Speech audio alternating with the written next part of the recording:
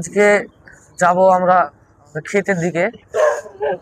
খুব মজা, দেখো বাবা রে, খেয়ে নিল। চলো, বিরাট ঠান্ডা পড়ছে। রাস্তা দেখো, রাস্তা কত খারাপ। অফরোডিং বলতে আমাদের এদিকে রাস্তাগুলো দেখাবো। পাহাড়ের দিকে তো অফরোডিং আছে, তার পাশাপাশি আমাদের গ্রামের অফরোডিং দেখাচ্ছি। রাস্তা এত খারাপ যে মোবাইলও কাঁপছে, স্টিকে আছে মোবাইল তবুও কাঁপছে রাস্তা খারাপের জন্য। দেখো কত খারাপ রাস্তা। অফরোডিং এর টেস্ট করার জন্য যে বাইকগুলো আছে, এখন নতুন যে বাইক বেরিয়েছে টিভিএস RTX 300, ওটার অপারেটিং মনে হয় আমাদের এই রাস্তাতে টেস্ট করলেই হবে। দেখো এই পাশে জল ট্যাঙ্কি আছে। এই দেখো এটা হচ্ছে জল ট্যাঙ্ক। এখান থেকে এই এলাকার যত জল, সমস্ত জল এখান থেকে সরবরাহ করা হয়। এটা হচ্ছে জল ট্যাঙ্ক। আর এই দেখো ক্ষেত, সর্ষে ক্ষেত। সর্ষে ক্ষেতের ফুলগুলো এত সুন্দর দেখায় না, দেখো কত সুন্দর, মাশাআল্লাহ। আর এই দেখো এগুলো হচ্ছে মরিচের গাছ। এখন এদিকে রসুন লাগানো আছে। দেখো এইদিকে প্রায় সবই চাষ করা হয়, সর্ষে, রসুন, গম, কপি, মসুরি, প্রায় সবকিছুই এদিকে চাষাবাদ করা হয়। ঠান্ডা লাগছে, বিশাল ঠান্ডা লাগছে। এই 3-4 দিন থেকে এত ঠান্ডা পড়ছে না, বিরাট ঠান্ডা। একটা জ্যাকেট পরে হচ্ছে না। রাস্তা আমরা চলে আসলাম মাঠের এদিকে। এখানে একটু টপিক করে নিব।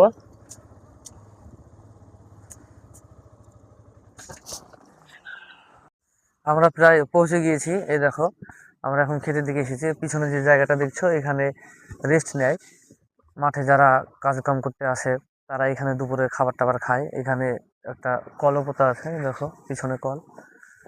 এই দেখো কলপোতা আছে, ওখান থেকে জল নিয়ে ওরা খাওয়া দাওয়া করে, কারণ মাঠে সব জায়গাতে জল পাওয়া যায় না তাই। আর পিছনেও দেখো সর্ষে ক্ষেত আছে। চলো আমি ওই দিকটায় যাচ্ছি, তোমাদেরকে সর্ষে ক্ষেতের দিকে যাবো, চলো দেখাবো। ঠান্ডা, বিরাট ঠান্ডা পড়ছে। এই দেখো আমরা এখন সর্ষে ক্ষেতে চলে এসেছি। দেখো শুধু ভিউটা দেখো কত সুন্দর। শুধু হলুদ আর হলুদ। এই দেখো ভিউটা দেখো, এত সুন্দর লাগছে না দেখতে।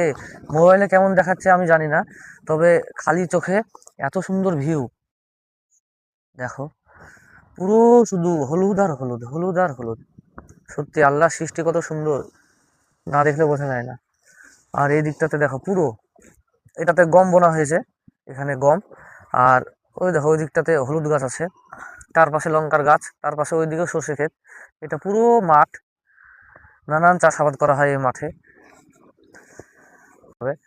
শুধু হলুদ আর হলুদ, এই দেখো। আর পিছনে এইদিকে, এইদিকে গম বোনা হয়েছে, এইদিকে গম হবে। আর পিছনে ওইদিকে দেখো ওগুলো গম। তারপরে ওইখানে হলুদ আছে, হলুদের গাছ। আর ওইদিকে আরো সর্ষে ক্ষেত আছে। আর সামনে ওইদিকে আছে রসুন লাগানো আছে। চলো ওইদিকে যাবো, তোমাদেরকে দেখাবো। আমি আস্তে আস্তে যাচ্ছি, চলো। আর ঠান্ডাও লাগছে খুব। এই দেখো জোহরের আজান দিচ্ছে, মাইক্রোফোনের জন্য হয়তো শোনা যাচ্ছে না। জোহরের আজান দিচ্ছে, এখন প্রায় 1টা বেজে গেছে। 1টা বেজে গেছে, তবুও ঠান্ডা যাচ্ছে না। আর ঠান্ডা লাগার আর একটা কারণ হচ্ছে বাতাস বইছে খুব, ওই জন্য আরো বেশি ঠান্ডা লাগছে। যখন পিছনে কামরুজ আছে, তারপর সাগর আছে। কামরুজেরও একটা চ্যানেল আছে, ইউটিউব চ্যানেল। ও সেখানে ফুড ব্লগ বানায়, মানে খাবারের ভিডিও বানায়। এই দেখো আমরা একটু ভিতরের দিকে চলে এসেছি। আর এইদিকে দেখো, এইদিকে সব রসুন লাগানো হয়েছে। রসুনের এখন অনেক দাম, প্রায় 10,000-11,000 টাকা কুইন্টাল রসুনের দাম। এইদিকে পুরো রসুন লাগানো হয়েছে, পুরোটাই রসুন, অনেক দাম, সেই জন্য রসুন লাগিয়েছে। আর ওই দিকটাতে লঙ্কার গাছ আছে। চলো আর একটু ভেতরে যাই, লঙ্কার গাছগুলো দেখাবো। তো আমরা গ্রামের মধ্যে দিয়ে আসলাম তো, আর গ্রামের মানুষ মানে ব্লগের দিক দিয়ে অনেকটাই পিছিয়ে। ওরা ভাবছে যে কি করছে, তো কি বানাচ্ছে ওরা হাতে, সব কি নিয়ে। ওইদিকে তো একটা মানুষ খুব চেঁচাচ্ছিল যে কি ও কি করছে এটা বলে। দেখো চলে এসেছি আমরা লঙ্কার এখানে। দেখো এগুলো লঙ্কার গাছ সব। এই দেখো আমি ব্যাক ক্যামেরা করে তোমাদেরকে দেখাচ্ছি, চলো।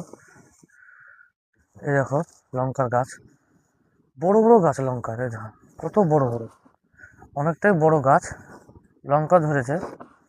এই দেখো লঙ্কা। এই লঙ্কাগুলো খুব ঝাল হবে, এগুলো লাগানো। যদি গুনা লঙ্কা হতো তাহলে ঝাল কম হতো, এগুলো লাগানো লঙ্কা, ওই জন্য ঝাল হবে খুব। এই দেখো লাল, ওটা পেকে গিয়েছে। আর এইদিকে রসুন, দেখো এগুলো রসুনের গাছ। এই দেখো এগুলো সব রসুনের গাছ, রসুন লাগানো হয়েছে।